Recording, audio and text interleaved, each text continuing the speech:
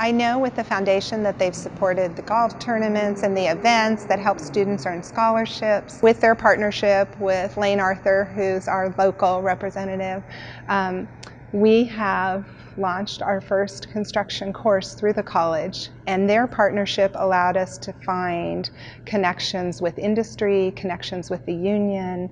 Our instructor actually came from Balfour Beatty. It's been a very successful partnership. This wasn't about financial support.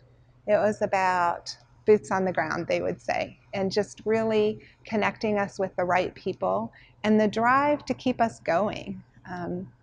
If they hadn't kept calling and if they hadn't scheduled meetings and called on the phone or been accessible, I don't know how easily we could have gotten this in place.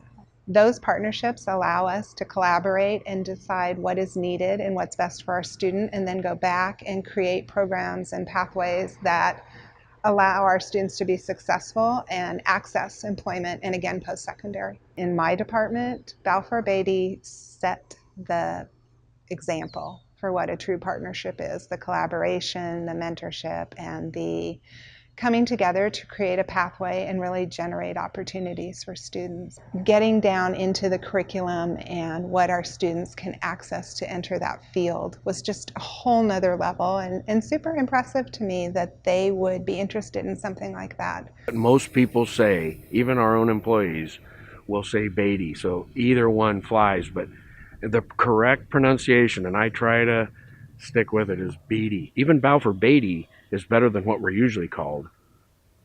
Balfour Beatty. That's the one. We have about 2,400 employees across the country, and our company really resides in this, what we call the Smile, the U.S. Smile, where work can stay continuous throughout the year. So, all the way from Washington, the Northwest, all the way down through, California, Arizona, Texas, up through the East Coast and Washington, D.C. I represent our Inland Empire, which is our offices are right over here in Riverside. We know K through 16 very well. So we do a lot of K-12 work.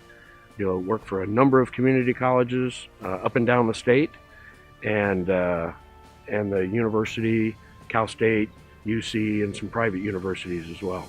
When the new bond and the new master plan was developed here for MSJC, we were excited to get back involved. We helped support the bond.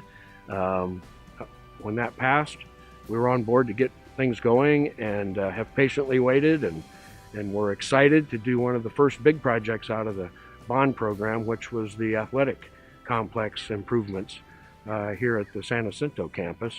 We really think of ourselves more as partners to the districts and clients that we work with. They're not really a client, they're a partner of ours, and we really foster that relationship.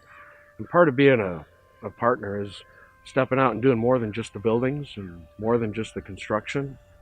And so we go out of our way to find ways to do that. And one of the ways we found here at MSJC was how active the foundation is. And one of the first big efforts was a golf tournament that we heard was in its embryonic stage, and we stepped in, and we've been involved in a number of tournaments. I've attended a number of and participated in a number of the scholarship events, and to see some of the recipients and hear their stories, it gets you right. Ooh, didn't expect that.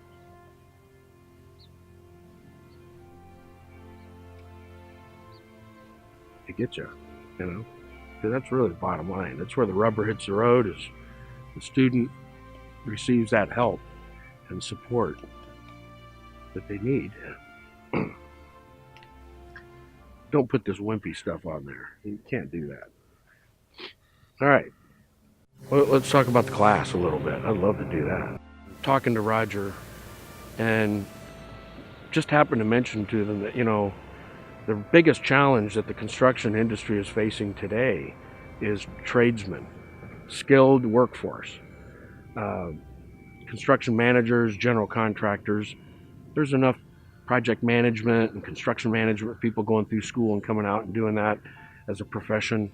With Roger's support and the group working together, we stuck to it.